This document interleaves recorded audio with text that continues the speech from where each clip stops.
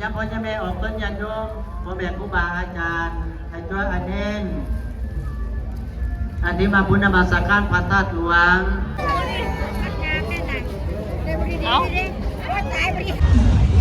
มีแต่คนสวยๆเนาะสาวนครหลวงเนาะสาวลาวเซโนแฟมิลี่อยู่ไสแหละสาวลาวเซโนฮันบอกโอ้นอไม่ออกโอ้ยสมพ่อเพิ่นอาจจะได้เป็นคนสากคนลื่นงามอลีอลอเนาะนางงามของแขวงสวรรณเขตเมืองอุทุมพรเนาะผู้สนับสนุนในครั้งนี้พี่น้องเลยดีใจแห้งเพิ่นว่าอยากให้สาวลาวเซโนได้มาเห็นธาตุหลวงเพิ่นว่าเนาะเพราะว่าเฮาก็บ่ได้เคยเห็นจักเทื่อนะเพิ่นมาเป็นลูกเลยชื่อหยังชื่อลิลิซูชิคำสุดท้ายมื้อนี้เฮาสิพาไปเลาะบุญธาตุหลวงครั้งแรกในชีวิตเลยสบายดีและสวัสดีพ่อแม่พี่น้องมื้อนี้เป็นครั้งแรกเลยที่เฮาสิพากันไปบุญธาตุหลวงอยู่ที่นครหลวงเวียงจันทน์เนาะพี่น้องแม่นแล้ววันนี้สิพากันย่างไปประมาณ800 เมตรเนาะพี่น้องกะสิย่างไปนำคนที่มานำกันนี่แหละเนาะมื้อนี้แม่นแล้วรู้สึกว่าหิวข้าวแล้วพี่น้องตอนนี้บ่ฮู้ว่าเฮาสิได้กินหยังอยู่บุญธาตุหลวงเนาะบ่ฮู้ว่าสิเป็นจังไดบุญธาตุหลวงแต่บ่เคยไปจักเทื่อพี่น้องไปเบิ่งนำกันเลยมื้อนี้เนาะแม่นแล้วส่วนบ่อที่พักเฮาน่ะรถจอดเต็มเบิดเลยพี่น้องถ้าเฮาบ่จองมาก่อนนะบ่ได้แน่นอนเนาะไปเร็วพี่น้องเห็นแล้วจอมธาตุหลวงนี่ไงไก่เนาะบ่ได้ไก่ย่างมาแป๊บเดียวแม่นย่างมาแป๊บเดียวคนกำลังไหลมาเลยไปคนหลายแฮะคนเยอะมากโอ้โหเห็นแล้วนี่ไงเดี๋ยวจะพากันไปหาแนวกินก่อนเด้อพี่น้องไปเบิ่งไปส้มน้ำกันเลยหวังว่ามื้อนี้เขาสิบ่พากันหลงเนาะตะเกียเนาะคนหลายไปลุกเฮาอยากกินหมี่ไก่ฉีกพี่น้องจัดไปเลยคนละกล่องเนาะนี่ไงกล่องเท่าไหร่ตะเกียวกล่องเท่าไหร่กล่อง45 บาทกล่อง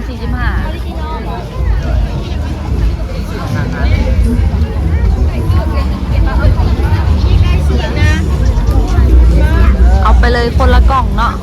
กล่องละ45,000 กีบเนาะพี่น้องมีไก่ฉีก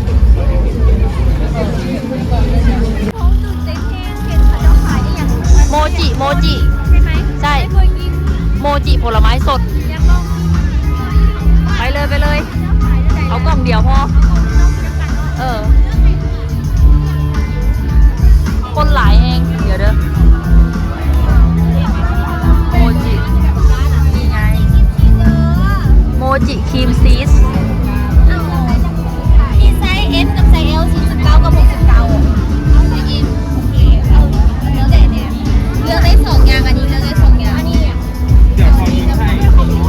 เอาได้เลยขอยิ้มสวยอันนี้ออกที่นอนเลือกได้2มีของไรจับเชิญแป๊บลงเลยแบบใส่เลยว่ะเลยเพลงก่อนนะใส่เพลงฟังไหมแล้วใส่ตัวไหน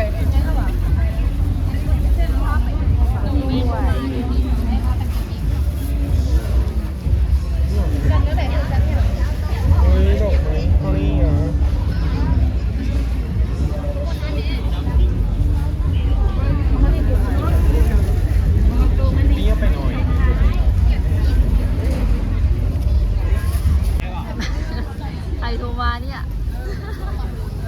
ไอ้เบิ่งแม่แน่แม่โทรมาเช็ค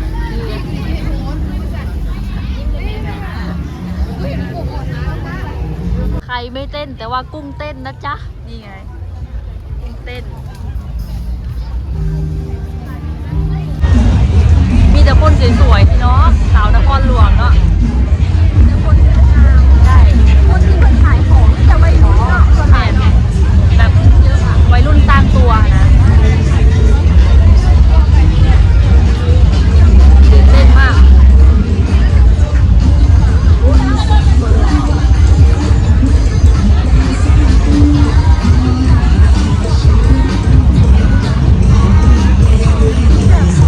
คนเยอะมากดูสิแต่วัยรุ่นเนาะ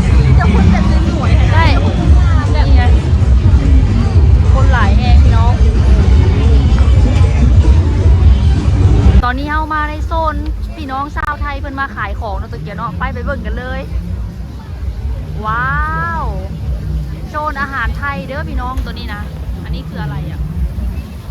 อันนี้คือไก่เนาะไก่หรือเปล่าไม่แน่ใจเดี๋ยวเบิร์ก่อนอ๋ออันนี้ทอดมันกุ้งที่อันไปออกครัวคุณต่อยนะพี่น้องโตสาวซุปเคยซื้อมากินแล้วแซ่บแซ่บพี่น้องเลย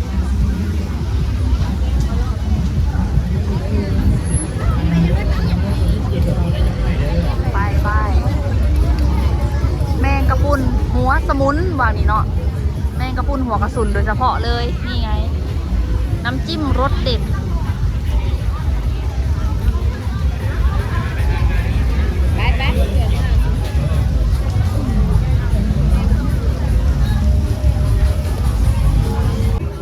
อยากกินซูชิตัวเกี๊ยวไปเอาซูชิกล่องหนึ่งใช่โมเมนต์ที่เพิ่นไปวางนครพนมนะบ่จักพี่น้องแต่ว่าภาษานี่นะเพิ่นสิใช้เป็นภาษาลาวเลยเนาะตะเกียเนาะแล้วก็จ่ายเป็นเงินกี่พร้อมโอเค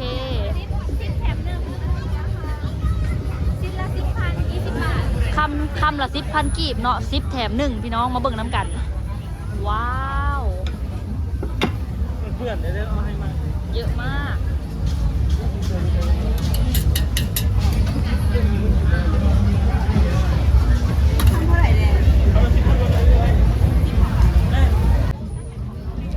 ต่อคิวเอาซูชิพี่น้องคนหลายแห้งตัวเกี๊ยว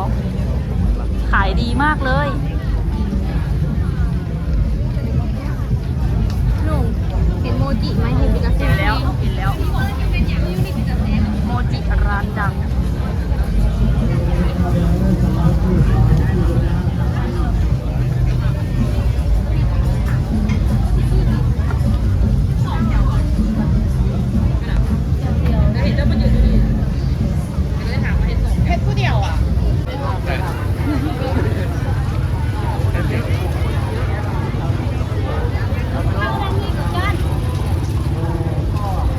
อันนี้เป็นทางย่างเข้าธาตุหลวงเด้อพี่น้องคนหลายแห้ง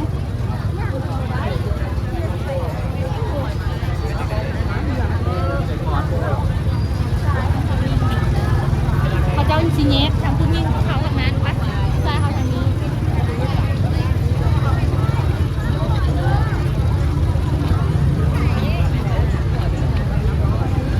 คนเยอะมากซ้ายฟังซ้ายยิงซ้ายขวาเลย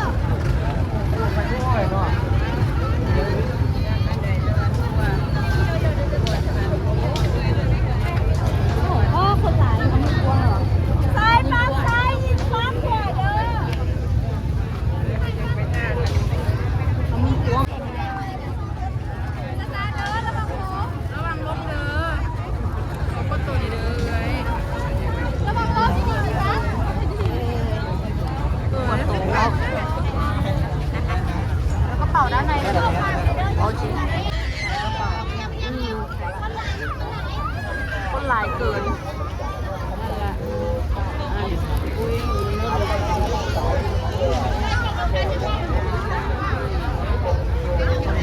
ข้ามาเลย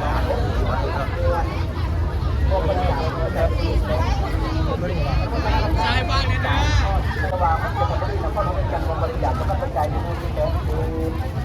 เหยียบหลงกระโปรงน้อย นภาเฮือนเล่าพี่น้องเขาจิพากันเข้าไปบ่อนนี่เลยโอ้คนหลายขนาดพี่น้องเลยทั่วประเทศลาวเนาะมารวมตัวกันอยู่ที่ธาตุหลวงเวียงจันทน์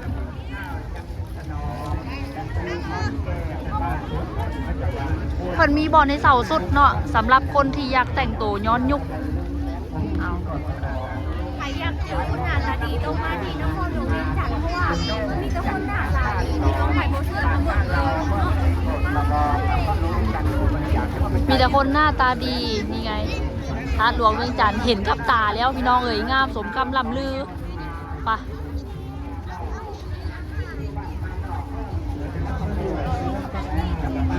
บัดนี้เราก็จะพากันซื้อปีเพื่อเข้าไปส้มนภาเฮือนลาวเนาะคนละ20 บาทพี่น้องสามารถเข้าไปถ่ายรูปฟรีได้เลยนี่ไง น้องมีบ่อนเสาสุดเด้อนี่ สวยมาก เป็นคนใส่นี่เป็นสีเจ้าสาวแบบสาวเรานะ แม่น พ่อบ้านเนาะ ไปดูชุดกันเลยนี่ งามค่ะงามขนาดเลยพี่น้องนี่เพิ่นแต่งออกมา แต่เขายังบ่รู้ราคาว่าการเช่าสุดนี่ราคาเท่าไหร่เนาะตอนนี้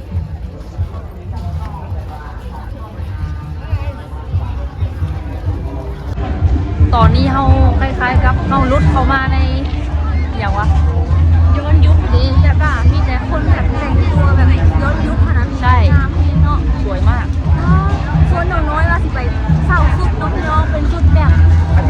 ชุดลาวค่ะนะสาวลาวเขาบางแต่ว่าชุดประจำชาติลาวเนาะพี่น้องเดี๋ยวสิไปเศร้าสุดแล้วก็ใส่เกินเนาะแต่ว่าก่อนอื่นสิพากันไปกินข้าวที่เขาซื้อมาก่อนเนาะพี่น้องแล้วค่ะขนาดเลยสุพรรณบุรีเนาะพี่น้องถ้าผ่านยังไม่ได้มานะสักครั้งในชีวิตเดี๋ยวแต่ว่าพอเข้ามาข้างในแล้วนะบ่ได้เอะอัดใจมันเอะอัดแต่คนทางเผาอะไรพี่น้องเพราะว่าเพิ่นตรวจกระเป๋าแล้วก็ตรวจแบบว่าความปลอดภัยนะเนาะ ใช่ เข้ามาในฮันโลกแบบพื้นที่กว้างขวางมากเนาะ ซูชิคำสุดท้าย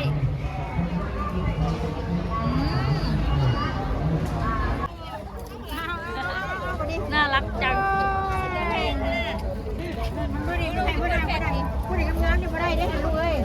เห็นคนสวยไม่ได้เลยวะ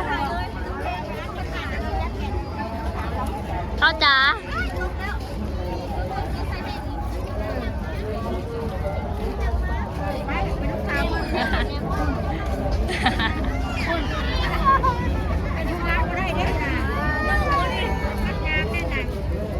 เอา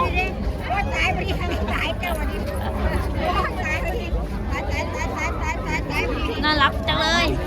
น่ารักจังเลยชื่อหยังฮะชื่อน้ำ จักปีแล้ว 2 ปี เป็นตะเพงขนาด โอ้เพิ่นบ่มีแม่เลยพี่น้องเพิ่นเห็นคนสวยแล้วเพิ่นไปนำนี่แม่หนีป้าเพิ่นวะ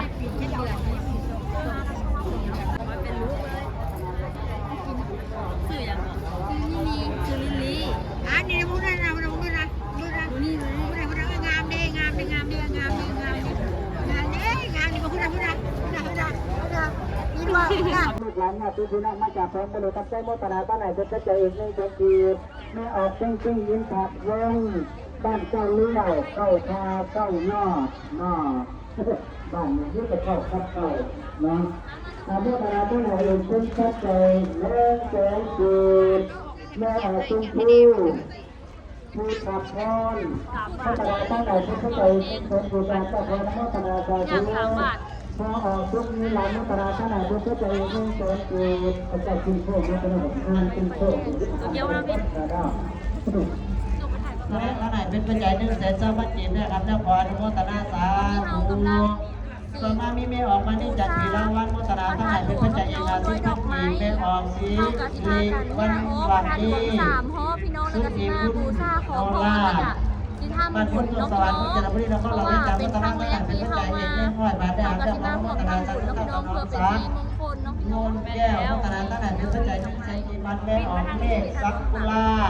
พัฒนาตั้งแต่เป็นปัจจัย200,000กิมแม่ออกน้อยโคตรสีเรื่องพัฒนาตั้งแต่เป็นปัจจัยอีก1บ้านน้อง วันนี้เฮากับสิพากันไปทำบุญเนาะพี่น้องนี่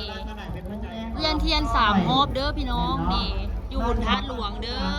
ปากเซ่แขวงจำปาซักภาคใต้ของประเทศลาว เบิดประเทศลาวมาที่นี่หมดเลยพี่น้องเอ้ยแขวงสวรรณเขตกะหลายเนาะ ทุกการมาตามใจได้แบบเด้อรู้อ่านได้หมานได้มากเงินคำไรมาได้มากที่ในน้ำของต้นน้องคืออาผลได้แบบเด้ออายุอโนทุกขังพลังตลอดกาลนานสัญลักษณ์วัฒนธรรมไหนเป็นปัจจัย100,000กีบ เขาท่าเห็นนี่น่ะเขาท่าให้เจ้าเนี่ย เมฆพ่อออกโอเล็บผู้รับพ่อออกผู้รับสัญลักษณ์บ้านห้องค่า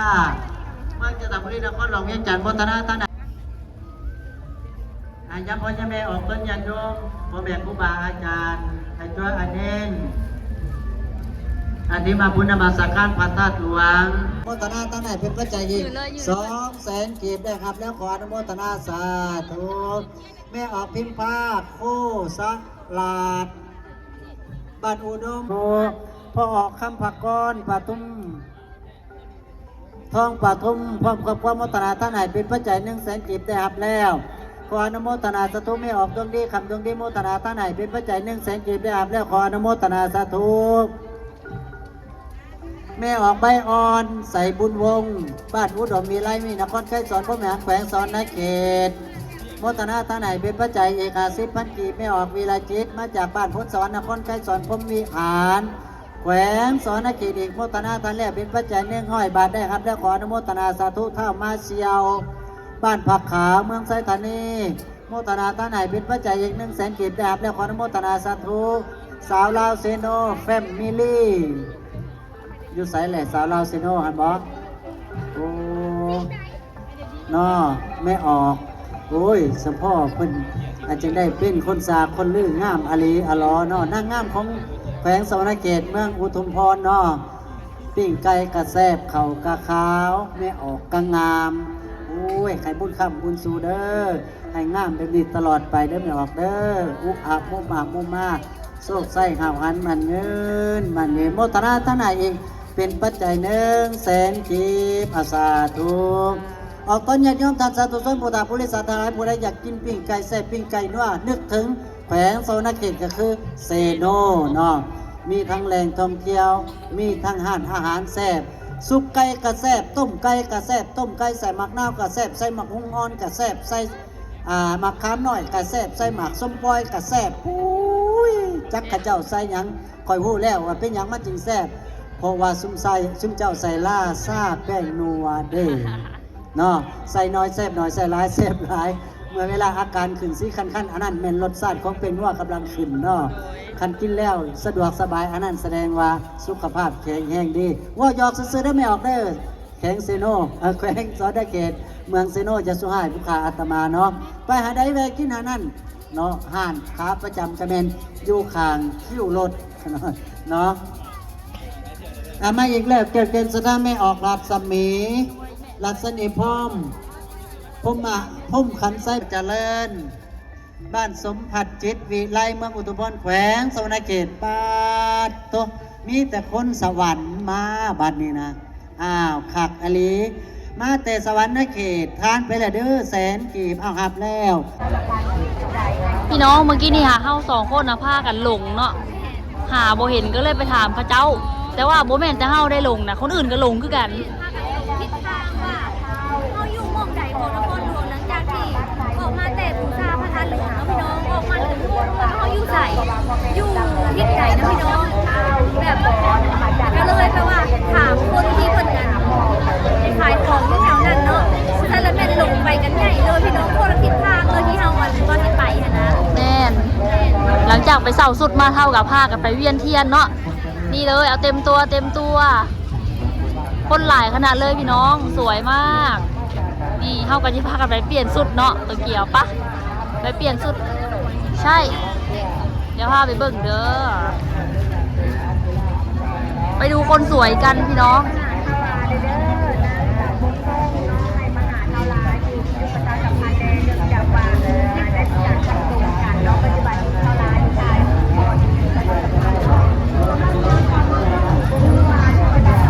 ช่างถ่ายรูปนี่เขาจ้างเด้อบ่แม่นถ่ายฟรีเด้อพี่น้องเขาจ้างตั้งหากเนาะนี่สวยอ่ะสวยมาก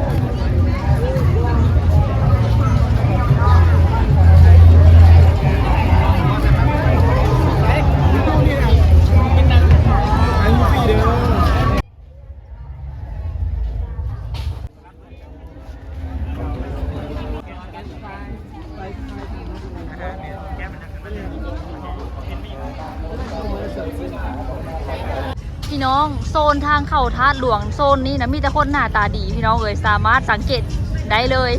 นี่ไรนี่ไงสังเกตได้เลยแล้วก็คนหลายอีกต่อคิวกันแบบยอดเลย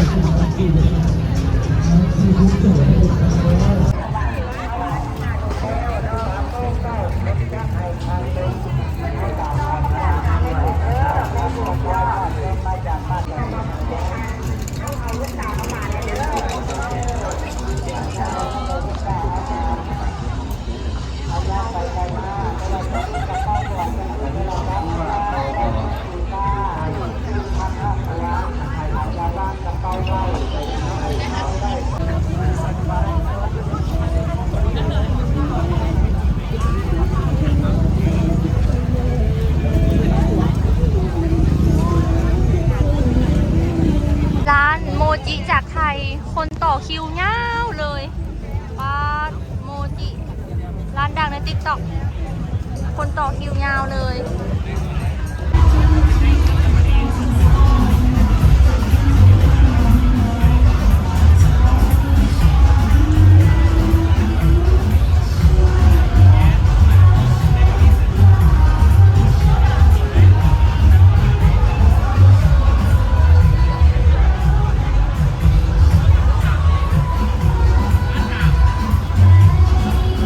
เราได้แนวกินมาแต่ทัดหลวงพี่น้อง นั่นก็คือยำปูม้านี่ยำปูม้าน้ำปลาร้าแบบสุกพี่น้อง ตึมเลย พี่น้องให้ทายเท่าไหร่นี่200,000 กีบพี่น้องว้าวตัวหนุ่มตอนเป็นเงินบาทว่าเท่าไหร่ โฮงๆ2ๆเลย64ประมาณ300 กว่าบาทเนาะ แพงๆแต่ลองซีมดูก่อนมันสิสดบอกส่วนไข่ลูกหน่วยละ 15,000 กีบแม่นบอก แม่น 15,000 กีบเนาะถือหน่วย2หน่วย30,000ประมาณ2หน่วย 50 บาทเนาะ ประมาณนั้นแหละ50 บาทมาพี่น้องลองซีนเบิ่งยำปูม้า แพงกับแม่นแต่ว่าข้าเฮาบ่กินอันนี้เฮาสิกินอันใด แล้วก็อันนี้ปลาหมึกของไทยเด้อพี่น้องคนเขาขายคนไทยเขาขาย อันนี้100,000 กีบ แม่นอันนี้130 บาทอันนี้เนาะ มาลองซิมปูม้าดูสิสดบอกพี่น้อง เอาบ่ต้องชิมนะกินรส ถ้าว่าสดนี่ก็ถือว่าคุ้มว่าคือเพิ่นคือบ่ทุบให้เลยหนู บ่ฮู้กันเนาะ ยัวทุบแล้วบ่ทุบครึ่ง เออ ซิมดูจะสุดไหมมาส่งมาโต้ก่อนน้ำยำเค็มข้นผักเลย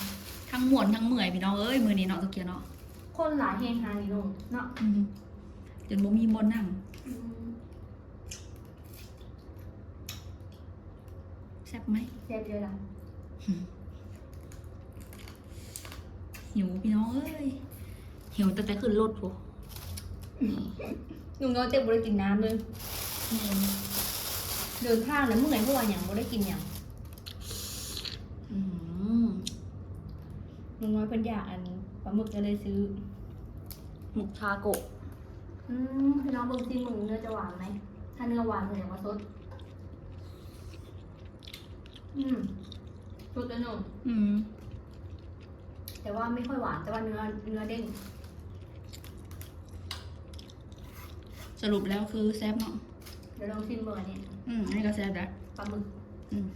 บูทมาแต่ไทยแล้วนี่พี่น้อง แซ่บๆนัว 100,000สำหรับเราถือว่าแพงเลย ๆแพงอยู่ได้ น้องน้อยเอาสิเอาเปลี่ยนเอาอันไข่หมึกเป็นยังหวะ เปลี่ยนบ่ทัน หน้าแดงเนี่ยพี่น้องเพราะว่าแต่งเสาสุดแล้วเพิ่นแต่งหน้าให้เนาะ แม่นแล้ว อืม แซ่บนะ น้ำจิ้มจัดจานเนาะอร่อย เผ็ดบ่เผ็ดเกินไปหั้นนะ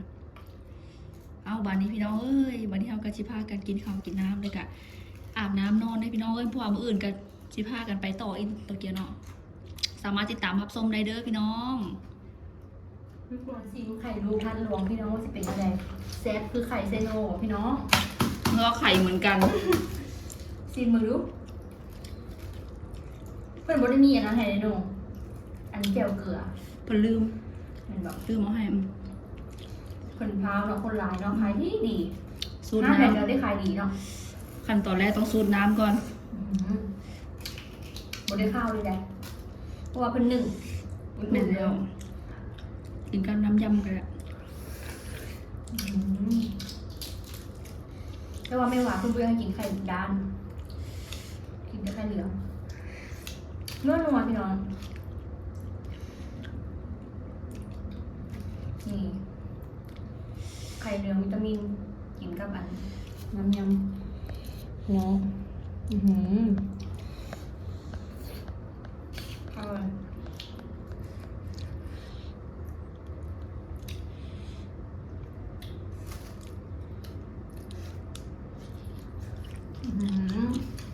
แบบพี่น้อง